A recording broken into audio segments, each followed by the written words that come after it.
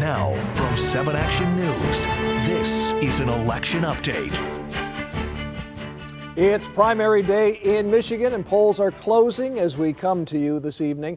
If voters are in line right now, they'll still get a chance to cast a ballot. Good evening. Thank you for joining us for this 1-hour election special. I'm Dave LewAllen. Tonight, our editorial director Chuck Stokes and anchor Brian Abel are joining me to break down several key races from the county level to the federal level. Of course, all eyes in Michigan are on the gubernatorial race. 5 candidates are looking to advance tonight for a spot on the ballot in November. They include GOP frontrunner Tudor Dixon, real estate agent Ryan Kelly, businessman Kevin Rinke, anti-lockdown activist Garrett Saldano, and Pastor Ralph Rebant. None of them have ever been elected to political office before. Just days ago, former President Donald Trump announced he's endorsing Tudor Dixon. The businesswoman previously said she believes the 2020 presidential election was stolen, but then over the weekend on Fox News, she wouldn't say who won the race, but criticized how the election in Michigan was conducted. Our team coverage kicks off with 7 Action News reporter Brett Cass live in Grand Rapids tonight with the Dixon campaign. Brett, set the scene for us, and what are you sensing in terms of energy and enthusiasm in that room? Yeah, well, Dave, it's definitely filled in here in the last, half an hour or so. A lot of people in here, definitely a lot of excitement, as you said. Again, there are actually 3 candidates based here on the west side of the state. Along with Tudor Dixon, we have Ryan Kelly out of Allendale. We also have Garrett Saldano. He's hosting a watch party down at the Radisson Plaza Hotel. That is in Kalamazoo. And earlier today, those candidates got out to get to the vote, get to the polls, I should say. Ryan Kelly made an appearance in Allendale to cast his ballot, and also Tudor Dixon casting her vote in Norton Shores. And again, all 3 candidates do feel like they have a lot of energy going into this election, and a lot of them spoke positively about the outcome here, what they expect.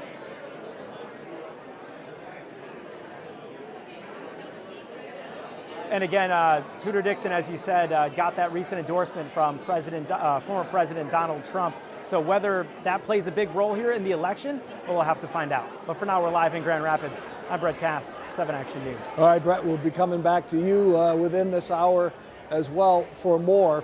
In the meantime, let's turn to 7 Action News reporter Simon Shakett. He is live in Birmingham outside Kevin Rinke's watch party. Simon, the polls are closed now. Time to count the votes. Set the scene for us there in Birmingham.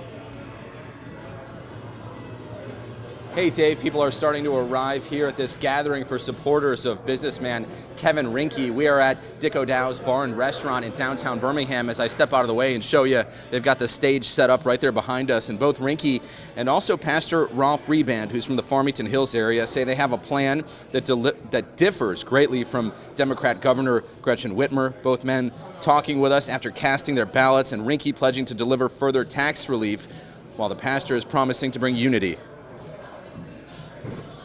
We're going to make Michigan great. We're going to reduce taxes.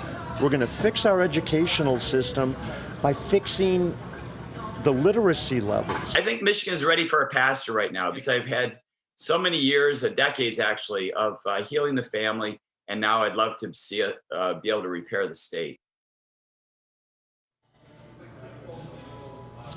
Now, Dave, with the polls closed, they're expecting more of Rinke's supporters to begin arriving here in downtown Birmingham.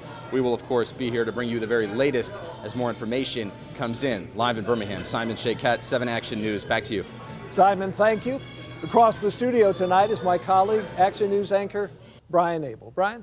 Dave, so good to be with you. As we know, the winner will face Governor Gretchen Whitmer on November 8th. All 5 GOP candidates see eye to eye on a lot of the contentious issues, but it's still maybe an unpredictable race. Right now, let's bring in Dave LewAllen, professor of political science at Oakland University, joining us live to offer some insight. Dave, good to see you as always around this time of Michigan politics.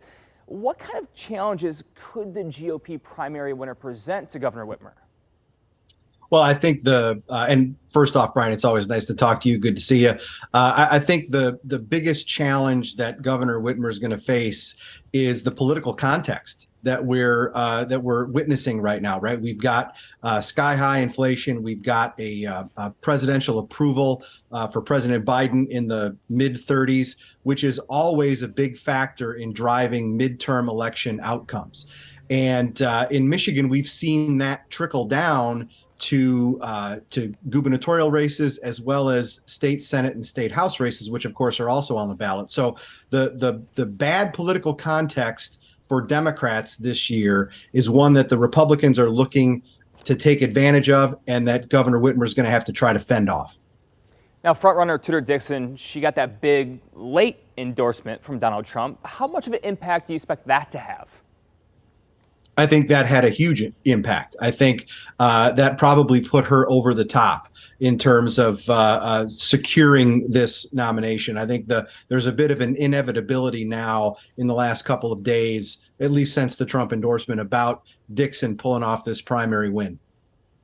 And President Trump was not the only endorsement. Senator Ted Cruz, among others, a lot of the Republican national establishment coming in favor of Tudor Dixon. But what about the DeVos family and their influence on this race and in Michigan politics as a whole? How does that factor in?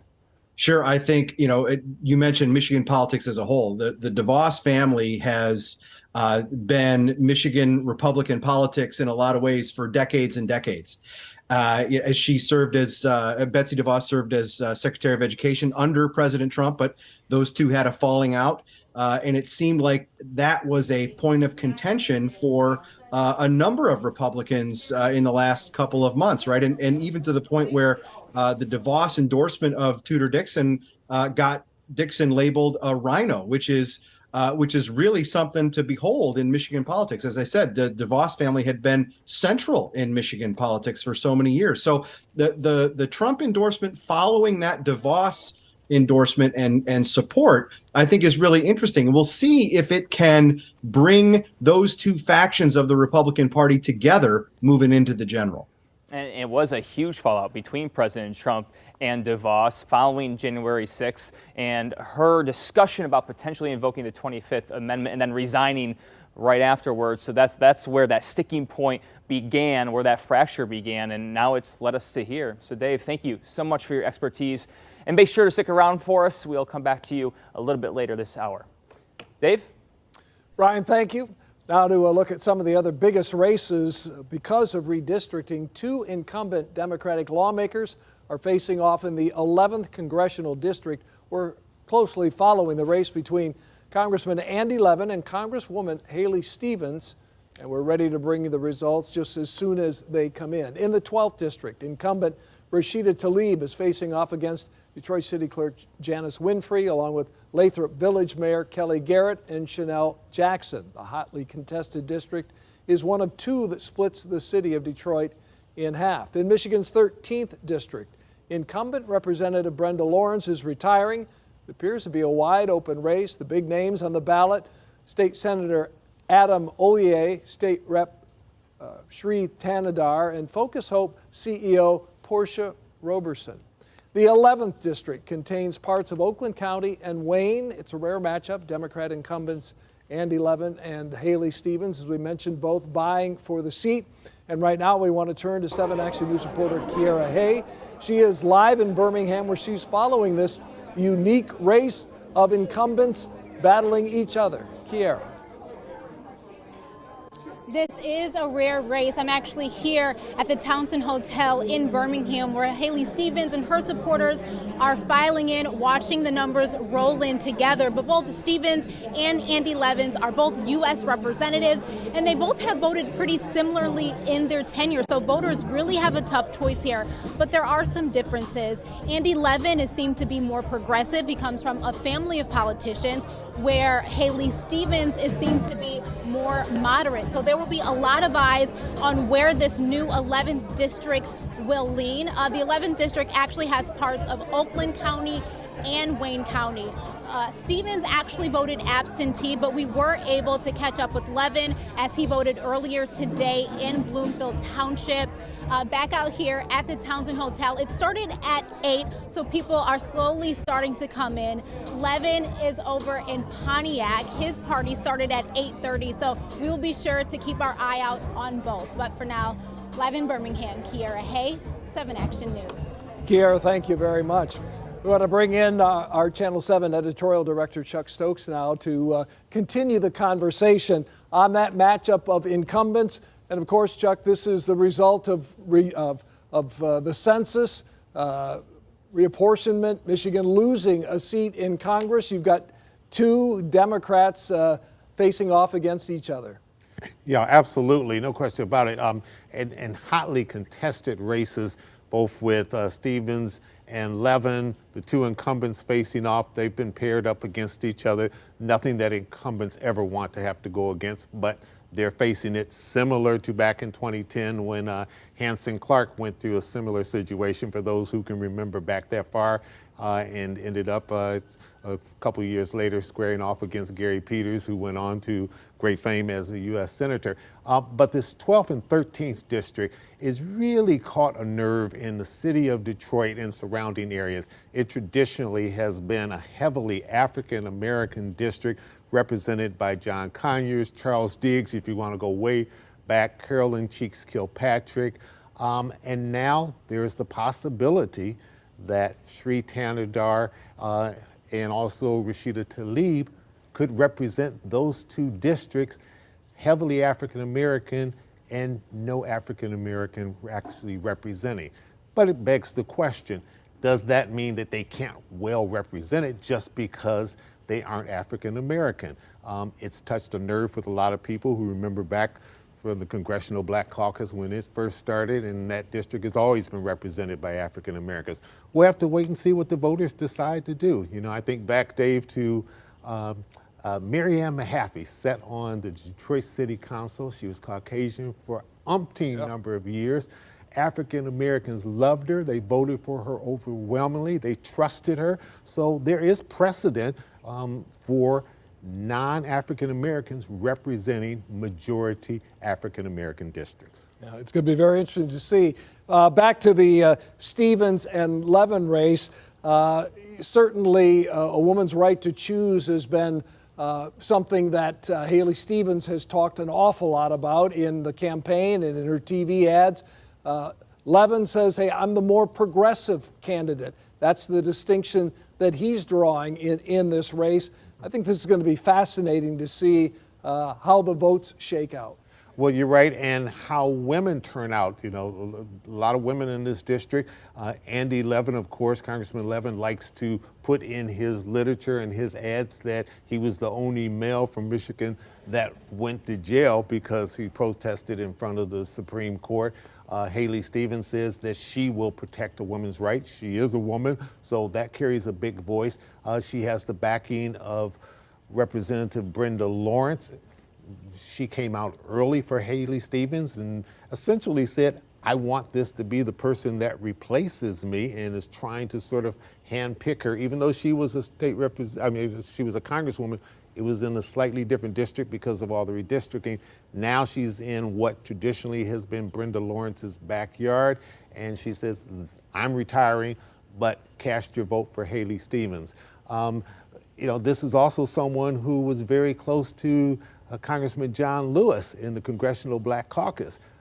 John Lewis, via Memorex, however you want to put it, is putting his weight behind Andy Levin, even though he is no longer with us. So make strange bedfellows. It's going to be fascinating to see how the voters weigh in on this. It will indeed. We're hoping to speak with Representative Brenda Lawrence a little bit later on this evening, Chuck. We'll talk about some of the other races next, though, and that includes important races within the state of Michigan. So let's check out some of those now for you. In Michigan's newly redrawn 7th State Senate District, Democrat Jeremy Moss, who now represents the 11th District, is up against Ryan Foster. Republican Corinne Kedarian is unopposed on the Republican side of the ballot. The 7th now runs from part of Detroit up to Auburn Hills. The new 8th Senate District has 2 Democrat incumbents vying for the same seat. State Senators Mallory McMorrow of Royal Oak and Marshall Bullock of Detroit, who is the leader of the Black Legislative Caucus in Lansing. The new district includes more current constituents of McMorrow than Bullock, so that will be another interesting race to follow.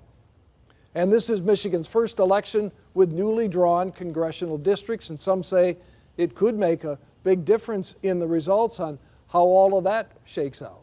Well, and Dave, I think we could argue at this point that it already has made a huge difference when we see how many sitting incumbents have moved to different districts. You know, that completely changes the race, the face of it, especially when you look at Rashida Tlaib moving from the 13th to the 12th, or Levin choosing to stay, and Haley Stevens moving to a different area. These are the races that we're talking about. So I think it makes a big difference, but it also makes a difference, as you just highlighted, down in our own legislative districts as well. The idea to make things more fair. It happens when every 10 years or so, as Chuck will tell you, he's going to give you a pretty strong history he can of when the last time two incumbents face each other. But this redistricting it was a ballot initiative. It was a citizens redistricting, which is something that's a little bit different this time around. It kind of feels like the voters have a little bit more of a voice this time around. We'll see how it all shakes out. Yeah, it's going to be very interesting. Also interesting to see about turnout. The state said that they're looking at 1.3 million absentee ballots, I think, for this primary. All I know is at my polling place at 3 o'clock in the afternoon, I was only voter number 155. So it's going to be interesting to see what the turnout is for this primary election. Certainly less than the general election we'll have in November, and how that might impact, the results and which candidates come out on top as well. So lots certainly on the line here tonight. Yeah, it's certainly anticipated that voter turnout is going to be lower than the general, and just generally low in the primary even. But when we take a look at some of the landscape of what's happened nationally, the Roe versus Wade vote, for example, how much does that energize voters even now in the primary to do the civic duty, to get out and vote where they may otherwise not have? I think that's going to be interesting to see how that all plays out. Over in Wayne County, there is certainly a race for us to watch. It's Raphael Washington. He's hoping to keep his role as Wayne County's top cop. Now today, voters in Wayne County made their pick for who they want to fill a partial term as Wayne County Sheriff. Washington, Walter Epps, and Joan Merriweather are on the ballot. Now all three are Democrats, making this a winner-take-all primary. The vacancy for sheriff comes, of course, after the untimely death of Benny Napoleon. Napoleon passed away in December of 2020 from COVID complications. And then another race in Wayne County, this one for county executive. Incumbent Warren Evans is being challenged by Muhammad Alam. The winner expected to face Republican candidate Mark Ashley Price in November. And then voters in Wayne County, they're also being asked to approve a 10-year millage renewal for the county jail. Proposition J would generate $45 million a year for operations there. The county says it would cost the owner of a $150,000 home about $70 a year. You see Prop J up on your screen right now. We'll, of course, be updating these screens as the results come in. Now, earlier today, Secretary of State Jocelyn Benson spoke about the election. She says the state is dealing with a huge amount of absentee ballots, more than in 2018. Right now, the 1.3 million ballots that were cast prior to Election Day, or the 1 million or so that were cast prior to Election Day, couldn't be counted until this morning. And that does lead us to a point where, whereas in other states, you do see results coming in sooner, it may take us up to 24 hours after the polls close to count all of those hundreds of thousands of absentee ballots. If you voted in person today but want to fill out your ballot at home for the general election, you do still have time. Just contact your clerk's office. You don't need a reason or excuse to vote absentee in Michigan. Meanwhile, the state's chief elections official that you just heard from says the state is dealing with efforts by some to undermine the democratic process. Yesterday, Benson holding a news conference in Detroit to assure voters steps are being taken to ensure election integrity and voter safety. She says in spite of 2020 being the most secure and accurate election in Michigan history, bad actors continue to pursue a, quote, coordinated attack on our elections and our democracy. Benson saying the campaign is being carried out through misinformation, meritless lawsuits, and threats to election workers and their families. But she says her office is working with law enforcement around the state to protect voters' rights and secure a free and fair election. We will not tolerate any attempts to disrupt our elections, any voter suppression or election interference attempts in Michigan. My administration has worked with election clerks and law enforcement all across the state to ensure they know how to address such behavior and if necessary, remove and arrest bad actors. Betza says that warning holds for the general election in November. She is expected to speak at 9 p.m. tonight in Detroit for an update on how voting went. Dave?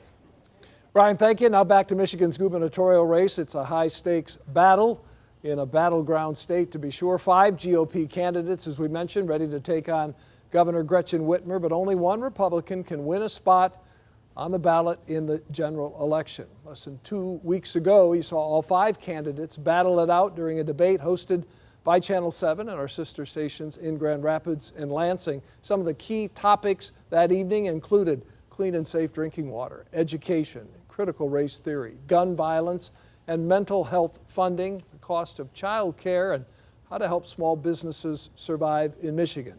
The GOP candidates had a difference of opinion on controversial issues like same-sex adoption, education reform, and a plan to keep our children safe in schools. But Dixon, Kelly, Rebant, Rinke, Soldano also found a lot of common ground. All 5 candidates are pro-life. 4 of them support an abortion ban, but with exceptions. Rebant is the only candidate in favor of a total abortion ban. All 5 candidates want tighter election security in Michigan. On the issue of gun violence, none of the candidates are in favor of any new gun restrictions. Another thing they all had in common, their feelings for Governor Whitmer and the job she's done. There's one person we haven't sent to Lansing yet. That's a pastor. No one has held this governor accountable, and she's afraid of me, and they're afraid of me. She was playing political science at our expense instead of following medical science in a time we needed real leadership. We have a lot of oil in the state of Michigan that could be accessed and used to lower cost of diesel fuel and other fuel that we have there at the pump. The establishment believes that they're Michigan's greatest asset, and they are wrong. Michigan's greatest asset is all of you, it's the people. Some experts say the GOP candidates might not have done enough to set themselves apart. The topic of education, all of them insisted that critical race theory is being taught in Michigan schools despite what education leaders say.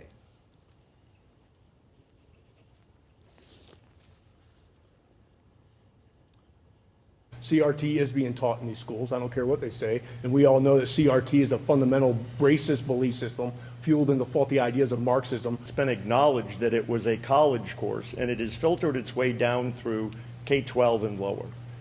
And it's wrong. And I'm convinced that these types of things, CRT, SEL, are nothing more than indoctrination of our children. And what they do is they teach our kids to hate each other. And these kids are being told that they're being held back. They don't have the opportunity. I would like them to see an accurate history of what's happened in the United States, the good and the bad. We need to get back to American history, and so your baseless claims of it not being taught in schools is absolutely inaccurate.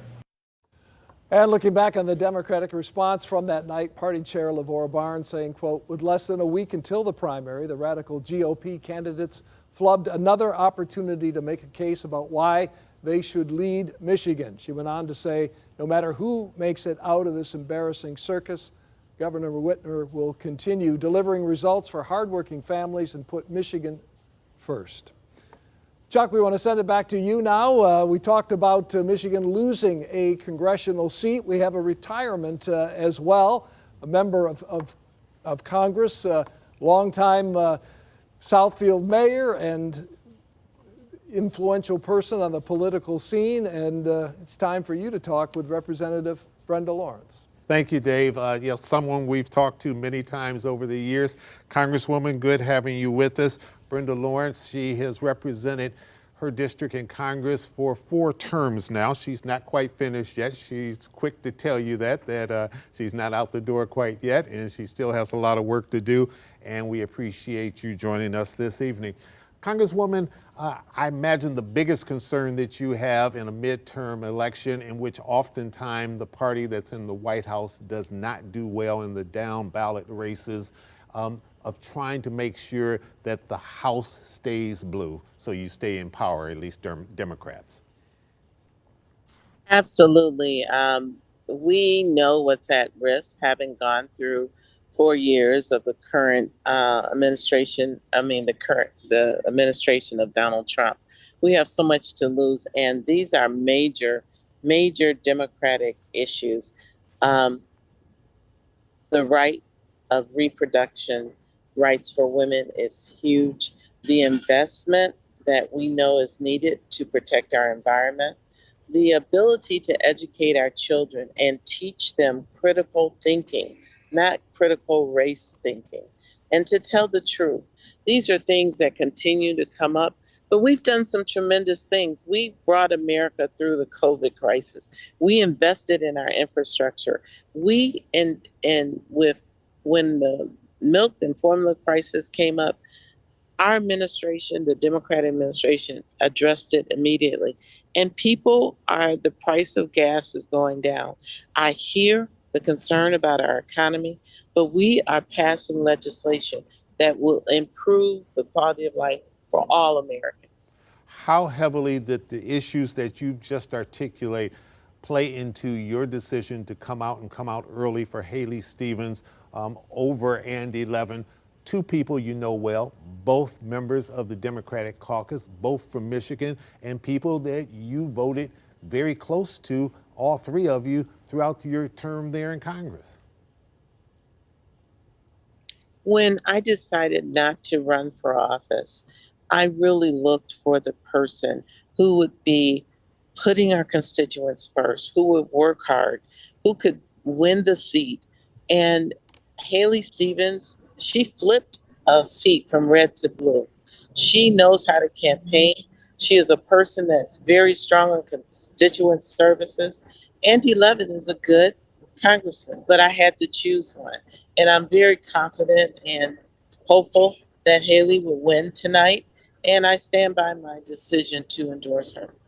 What's next for Congresswoman Brenda Lawrence? We don't want to put you out the door yet by any stretch of the imagination, but when that door does open up and you're looking at that big R of retirement, what do you have in mind? I'm going to be involved in boards. I'm going to have some role in government. 30 years of being a public servant, it's important to me that I show up in some capacity to continue to help people. But it will be not in an elected office. It will not be a day-to-day grind. It will be something that I can show up, give all this experience of 30 years back to the next generation of elected officials, and to also ensure that I have a seat at the table to continue to serve the amazing people in my district and in this country. Quick final question. If the economy remains the way it is today as you come down the home stretch in November, whether it turns out to be Haley Stevens or Andy Levin, will your best advice be don't call the president up to come in and campaign for you, go out and win it on your own? Each candidate has to make that decision. I'm aware of the favorability of our current president, but we as Democrats have a lot of work to do in the next 2 years to tell our story, to be the party that lifts people up and not concentrate on politics. And I feel strongly, based on the agenda and the outcomes, that we can do that. But you have to make that decision. Chuck, it's right. It's right in the moment. And you have to say, will the president visiting enhance my opportunities to win? Because, there are people like Haley who won a Republican seat where Trump won it, but she won it as a Democrat. So that decision is made when the time comes. But I'm confident that we have an opportunity to tell our stories as Democrats. I'm not counting us out yet.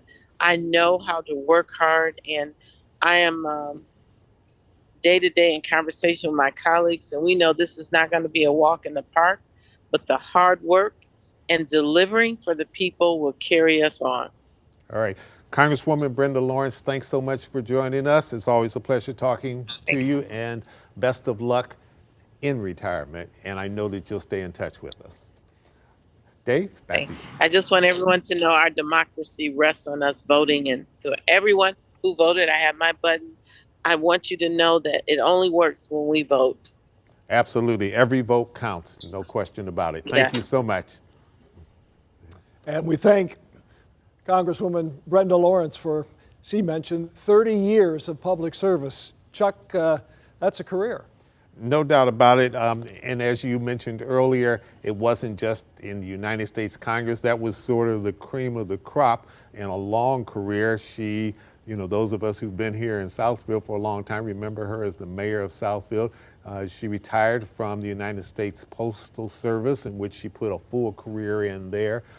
She'll brag to you about the fact that perhaps her most important job was raising kids and raising grandkids, which is something that I think she wants to really get back to now, is spending more time with the grandkids. And as she told me one evening, she said, just quality time with her husband, who has watched on the sidelines and supported her in all of this public career stuff. And finally, he looked at her one day and said, when's our time?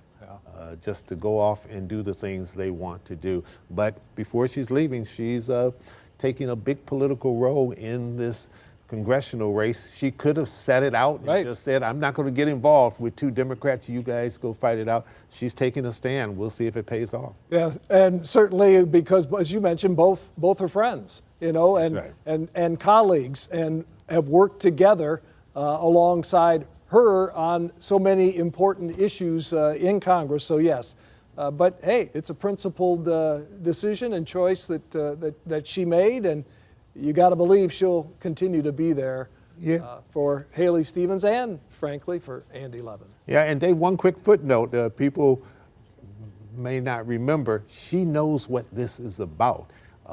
Go back a few years ago, she ran and beat Hanson Clark, who was the sitting congressman, and she went after him in that race. She won that race. So she knows what it feels like to be in those hotly contested races with two Democrats. Very interesting. Chuck, we'll check back with you in just a couple of minutes. We're at the bottom of the hour now. Polls have been closed for about a half hour, just a little over a half hour now. We have Team 7 coverage of this very important day and night for democracy. We're live with the gubernatorial frontrunners and the congressional districts up for grabs tonight.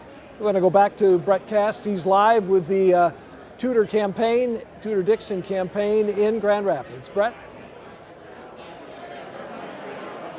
Yeah, well, Dave, as I said about a half an hour ago, it's really filling in. It's even filled in more since then. You can see the amount of people here in this room. We've also seen a lot of state representatives here. We've seen Senate Majority Leader Mike Shirkey here, and also Matt DePerno, who's the Attorney General candidate from the Republican Party here as well, talking with some people here, backing here at the Tudor-Dixon Watch Party. We know she's one of 3 candidates that are running for governor that are on the west side of the state. You also have Ryan Kelly out of Allendale, and Garrett Soldano, he's hosting a watch party down in Kalamazoo at the Radisson Plaza Hotel. So a lot of support, though, for Tudor-Dixon. We've talked to a lot of people here about that Trump endorsement. That's what a lot of people have been talking about. But they say the endorsements have been building here in the state of Michigan, even beyond that Trump endorsement. So a few people I talked to are predicting a rather large victory for Tudor-Dixon. But again, we'll have to see. Those early numbers are just coming in now. But definitely a lot of excitement, though, here in the Amway Grand Plaza Hotel in Grand Rapids. Dave?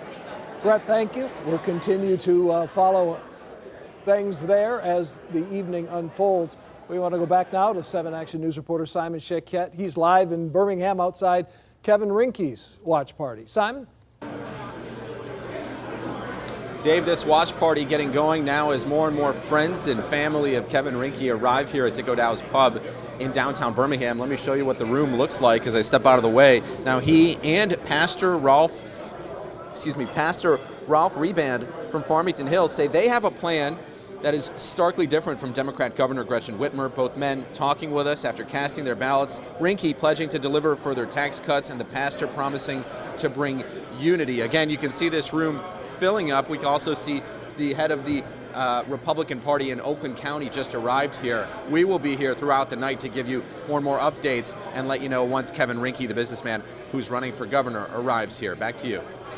Simon, thank you. I want to bring Chuck Stokes back in for just a moment. Chuck, as you look at this governor's race on the Republican side, what are your thoughts of the 5 candidates in the race that they've run? Well, a couple thoughts. One is I think what we're watching here, Dave, is a fight for the soul, the political soul of the Republican Party in Michigan and the future. Who will be the future? Who will control this party? You know, we've watched, when Rick Snyder was in office, he had 2 terms, he had a strong hand on the state of Michigan and put his definition on what he wanted Michigan to be in his term. Now we're watching some very interesting dynamics. We watched 5 candidates all lobby for the support of former President Donald Trump. Only one got it in the final campaign of this whole thing leading into the primary. That was Tudor Dixon. She got it late Friday evening. Is it going to be the thing to put her over the top? You know, the polls were showing at one point that she was ahead, then it was showing that Rinke was ahead by a point. At different times, you know, you had Kelly ahead. So you had all of them sort of bunched up, and I can guarantee you that if Tudor Dixon becomes the victor when all the votes are counted, former President Trump is going to take credit and say, you know what, had it not been for me, you might not have made it over that hump. But it also is who's really in charge of this party? Is it the quote unquote older establishment with all the money, which Tudor Dixon was being accused of, you know, being controlled by the DeVos family and all the party regulars? Or are they the newer candidates who've not run for office before, who say they are more Donald Trump-like? We're going to wait and see what that turns out to be. We don't know. But I also think back from the Republican side, in 1998, we had a similar situation on the Democratic side. And I remember in this studio, we did a debate with Jeffrey Feiger and Doug Ross and attorney Larry Owen from Lansing. And Feiger came out of that as the unconventional Don Quixote type of Democratic candidate, took the party by storm, and then came out of there and got his clock cleaned, so to speak, by John Engler, who was the incumbent governor at that particular time. The party, back then, the Democrats were sort of in disarray.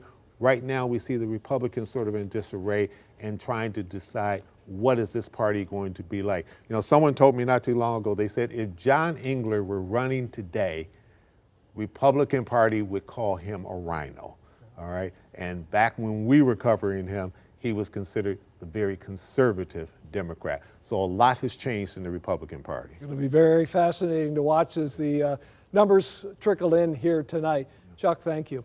Let's send things back over to Brian Abel. Brian? Well, as Chuck was just asking, is this the older, more established party, Michigan's current GOP, or is it the younger, maybe more Trump-inspired, haven't run for office before party? Well, we may get that answer here tonight with Michigan's 3rd Congressional District. It is a hot race between 2 Republicans over in Grand Rapids. Incumbent Peter Meijer, he's one of 10 Republicans who voted to impeach Donald Trump, one of 3 in that group that's facing a primary. And Meijer is challenged by John Gibbs, a former official for the Trump administration. Now today, voters weighed in on which candidate will make it on the November ballot, and reporter Michael Martin from our sister station in Grand Rapids is live with a look at Peter Meijer's campaign for re-election. Michael, a tough campaign. Brian, it really is, and it's an interesting head-to-head here, as you mentioned, in terms of how far that endorsement of former President Donald Trump goes. Now, we are here in downtown Grand Rapids at the campaign watch party for Congressman Peter Meijer, expected here any minute now. They just opened the doors about a half an hour ago, but this is the competition that we are watching because of that endorsement. Meijer's facing off against John Gibbs for the Republican ticket. Now, Gibbs has been endorsed by former President Donald Trump, and he worked in his administration, while Meijer has led in terms of fundraising dollars. And it's also worth noting, as Brian said, he was one of only a handful of Republicans who voted to impeach the president after everything that happened on January 6th. Whoever takes this primary vote going up against Democrat Hillary Scholten, who is running unopposed on her side of things, Now, there's also a Libertarian candidate in the mix, Jamie Lewis, but with the recent redistricting we've seen, the 3rd Congressional District now contains most of Kent County and Metro Grand Rapids, as well as our Lakeshore area here over on West Michigan. Congressman Meyer casting his vote this morning, and he said that he was still very optimistic about what the results would be, even though it was John Gibbs who got that endorsement from the former President Trump. So should be an interesting night in terms of election results. Will that endorsement by the former president still carry the same weight that it once did? Reporting live in downtown Grand Rapids, I'm Michael Martin. Michael, thank you. Appreciate that report there. Dave, this is one of those situations where, you know, we've seen Republican after Republican who has stood up to President Trump either retire or lose any seat that they have. So this race is definitely one that has some national political implications as well. Oh, indeed. And especially with the Meyer name in Michigan, you'd think that he might be safe in that regard. But that is not necessarily the case, and the results tonight will show us that. A lot of support behind the other Republican on the ballot, John Gibbs for that 3rd Congressional District. Reporter Jamie Sherrod, also from our sister station in Grand Rapids, live with a look at Gibbs' bid for the incumbent Myers seat. Yes, we are right here in Wyoming at candidate John Gibbs' watch party. It just kicked off about 30 minutes ago, around the same time that polls closed for the night. You can see his supporters are pouring in, they're settling in, there's food, there's music, there's lots of excitement for tonight. We also have some supporters out here on the balcony, and you know, we talked to them earlier about their hopes for tonight's election. But before we get to that, just wanted to do a little recap. Gibbs is challenging incumbent Peter Meyer for Michigan's 3rd Congressional District, and of course that was drawn after the 2020 census. Now, he is endorsed by former President Donald Trump. That's been a big topic of conversation. And of course, when we talked with his supporters tonight about, you know, why are they choosing Gibbs and how big of a role was Trump's support? How big of a role did that play? Here's what they had to say.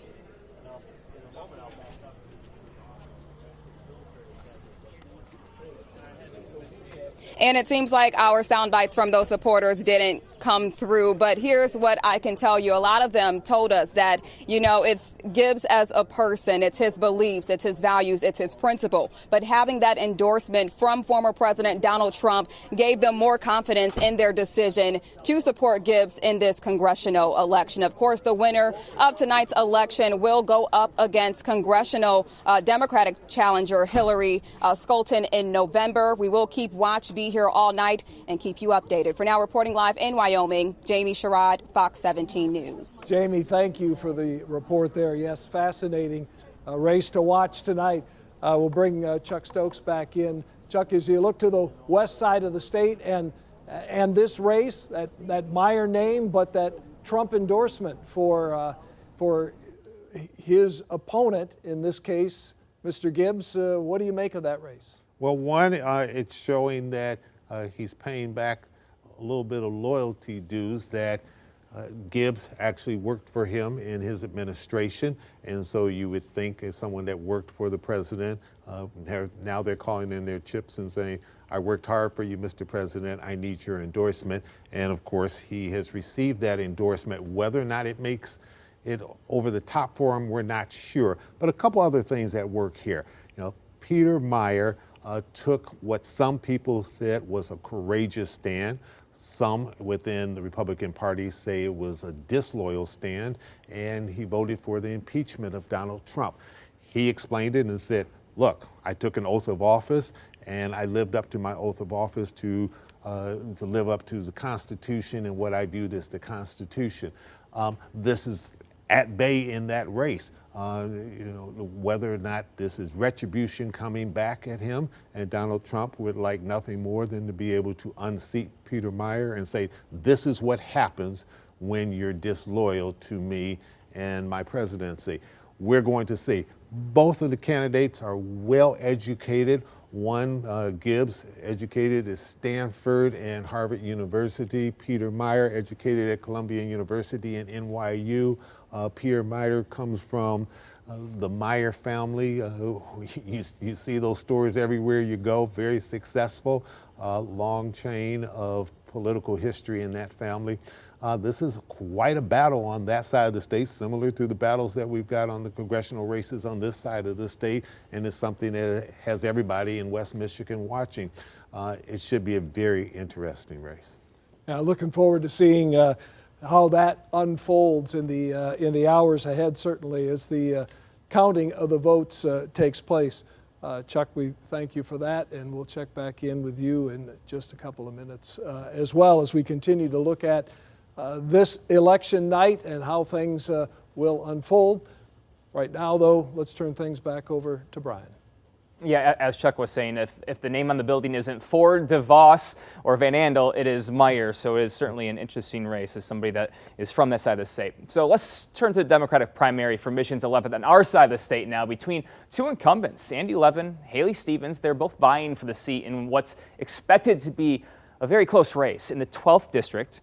Incumbent Rashida Tlaib is facing off against Detroit City Clerk Janice Winfrey, along with Lathrop Village Mayor Kelly Garrett and Chanel Jackson. This hotly contested district is one of the two that splits the city of Detroit in half. In Michigan's 13th district, incumbent Rep. Brenda Lawrence retiring, and it appears to be a wide open race. The big names in the ballot, State Senator Adam Ollier, State Rep. Shri Tanadar, and Focus Hope CEO Portia Roberson. Let's turn now our attention to 7 Action News reporter Kira Hay, live in Birmingham, where she is following this unique race between Levin and Stevens. Kira, fill us in so far. Well, I don't know if you can hear, but the party has definitely been started. I'm at the Townsend Hotel in Birmingham, where Haley Stevens and her team are watching the numbers come in together. Like I said, the party has been started here, and it seems they have a reason to celebrate. Early polling numbers coming in right now shows that Stevens is in the lead right now at 58%, where Andy Levin is at 42%. That's with about 10% of the precincts reporting. So we will continue to follow the night. Right now, Andy Levin is in Pontiac. We know his party started at 8:30, so we will also be following the results there. So be sure to stay with 7 Action News, both on air and online, and we will keep you updated as the results continue to roll in. Live in Birmingham, Kiara Hay, 7 Action News. All right, Kiara, thank you. Looks like the party just getting started there. We'll see how tonight plays out for Haley Stevens. And today is the first election since Michigan's political districts were redrawn in an attempt to give parties an equal playing field, Dave. 7 Action News reporter Kim Russell taking an in-depth look at the 11th Congressional District, one race where the changes have put those two Democratic incumbents against each other. Remember the childhood game musical chairs where everyone is playing, having fun, but someone takes away a chair and someone has to lose. We're now witnessing a political game of musical chairs in Michigan in Oakland County. In 2018, voters elected Andy Levin to the 9th Congressional District and Haley Stevens to the 11th. Then Michigan lost a U.S. House seat. Now both elected Democrats are facing off in the primary in the Democratic-leaning 11th District. Director of Oakland University Center for Civic Engagement, Professor David LewAllen, says this is somewhat uncommon. It's a little different here in Michigan because we have the rule that says you don't have to live in the district that you want to represent. So in fact, it was a choice. U.S. Representatives Levin and Stevens both say it's their home. My kids are the 5th generation of my family to live in the new 11th district, and I love it. Well, look, in Haley Stevens, you have a champion for Oakland County, someone who understands our destiny as a technological innovation hub. It is also playing out as a fight between two parts of the Democratic Party. Stevens says she's moderate enough to get votes from Republicans. How are you different from Congressman Levin? Well, you know, certainly in a Democratic primary with a colleague who you share 97% of the same voting score with, I'm not too focused on that. You know, what I tell people is, you know, I take on the other side and I win. I am much more progressive than Representative Stevens. Are you satisfied with the gridlock about climate change? Because I'm the person who's written legislation and driven legislation with not only Senator Warren, but Senator Sherrod Brown, with AOC. I led the House floor debate on lowering the cost of prescription drugs legislation in my first term in Congress. We are getting closer and closer to getting that done. What does that mean? Making Medicare the negotiator. I'm just a flat-out champion for healthcare as a human right for everybody. The Michigan Independent Citizens Redistricting Commission drew the new district map statewide after the census due to a change in law. It used to be the job of the legislature. The organization Voters Not Politicians, which lobbied for the change, says it hopes races like this one empower voters. For the first time, we're all going to be voting in an election where we have fair maps that kept our communities together, and we can vote for representatives that actually listen to us and care about our interests. Kim, thank you for that. We want to bring in Gustavo Portela now with us live. He's Deputy Chief of Staff and Communications Director for the Michigan Republican Party. Thanks for being there. And Gustavo, let's start with the cancellation of your watch party tonight in downtown Lansing. What happened for the Republican Party to be forced to take that action? First, thanks for having me. And thankfully, no lives were harmed on our team. But we received multiple threats about attacks to the building and staff. This morning was the latest one from a bystander who verbally assaulted one of our female staffers there. One of the first on the scene to the building to kind of prepare it for election day activities. Of course, in the process of assaulting our staffer, he also threatened to shoot the building. He also told her, our particular staff member, that he wanted to, continue this type of assault on women, enslave them in particular, and burn the building down. So these type of threats are very serious. And we decided to take very serious action, obviously calling the authorities to this and reinforcing building security to prevent anything from happening, truly. Yeah, serious and unfortunate to say the least. Great deal of focus tonight, though, on your 5 Republican candidates hoping to challenge Governor Gretchen Whitmer in November. Are you going to get a primary winner tonight who can defeat an incumbent governor in this state? I think it's going to be really clear, possibly within the next 30 minutes to an hour. And look, this is simply put, it's a referendum on Gretchen Whitmer's failures. Her failures to fix the roads as she promised, her failures to, keep schools open throughout the pandemic, forcing our students essentially to fall behind on their learning. The anti-parent sentiment from this administration. These are all failures really that people are seeing, especially on the Republican side, that are ultimately going to help us win in November. And regardless whoever comes out of this primary, the Michigan Republican Party will be prepared and united behind that individual to ensure that at the end of the day, we elect them as our next governor and bringing back prosperity and opportunity for everyone. And how did the endorsement of Tudor Dixon by former President Trump last Friday change the final days of the campaign? Oh, I think it was a crucial endorsement. You could kind of tell the polling, if you will, kind of headed in her direction before that. You're seeing as well from early voting, obviously through absentee, a lot of Republican absentee ballots were being held back because people didn't simply weren't sure who they were voting for. They weren't entirely sold on a candidate yet. I think it became very clear that after that endorsement, a lot of folks turning in their ballots and at the ballot box on different polling booths today, a lot of folks made up their mind and ultimately choosing whoever they felt was best suited to take on Gretchen Whitmer this fall.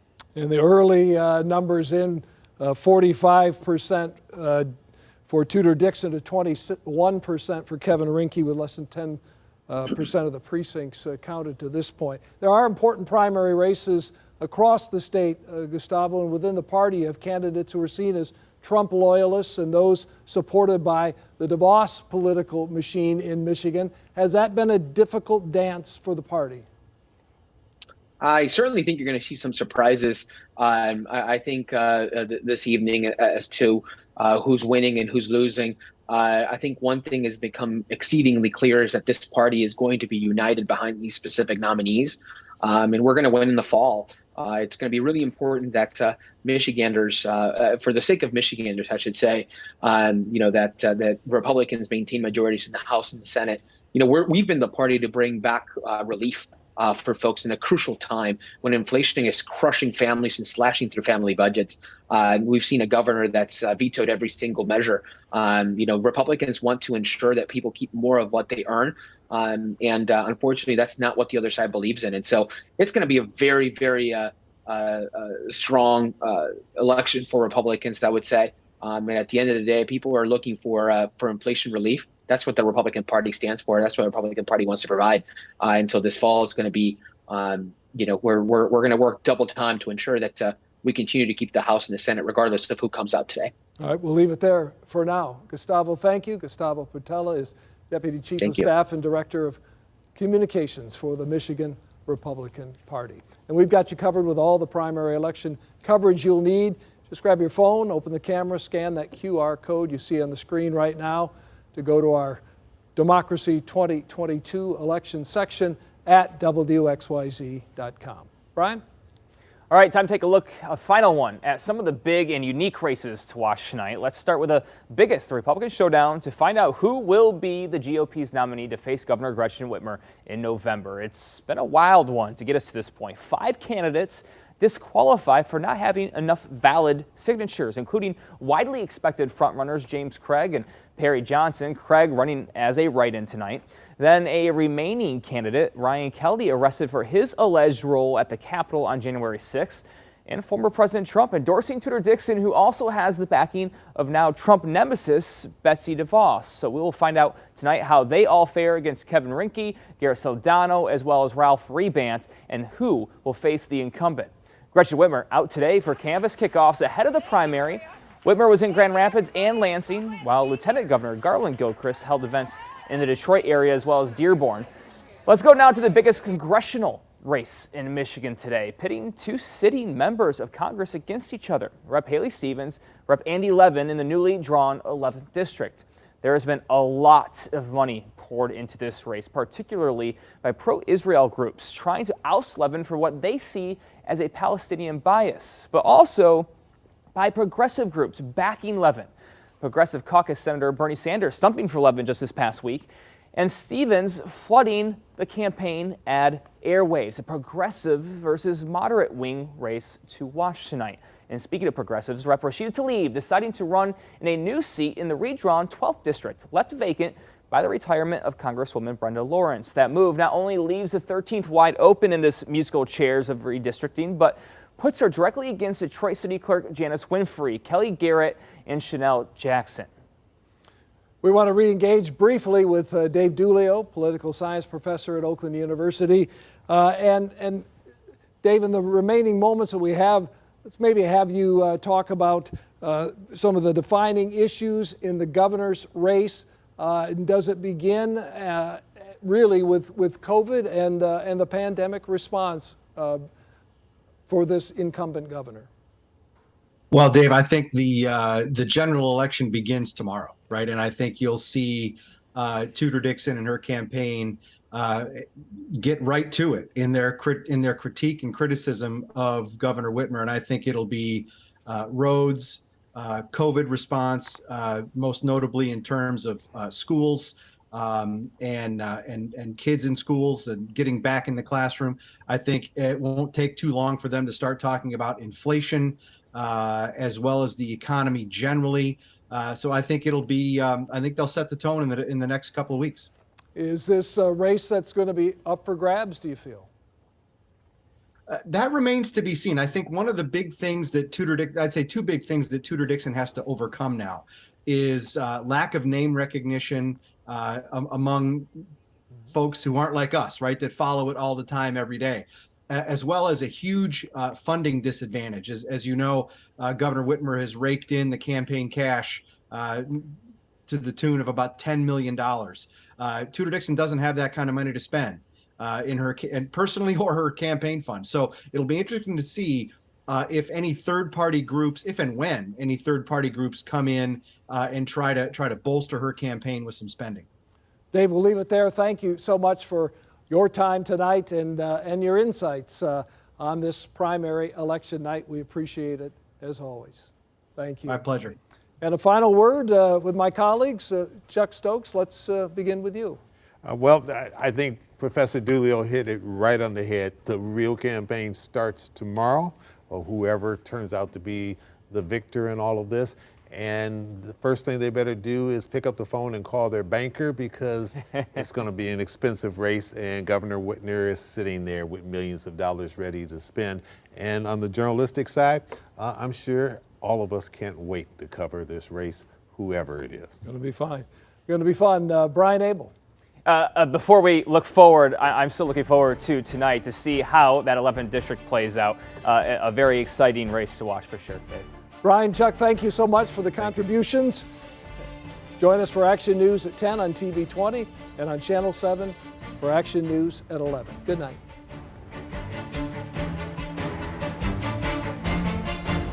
This has been an election update from 7 Action News. Stay with 7 Action News and WXYZ.com for all your election coverage.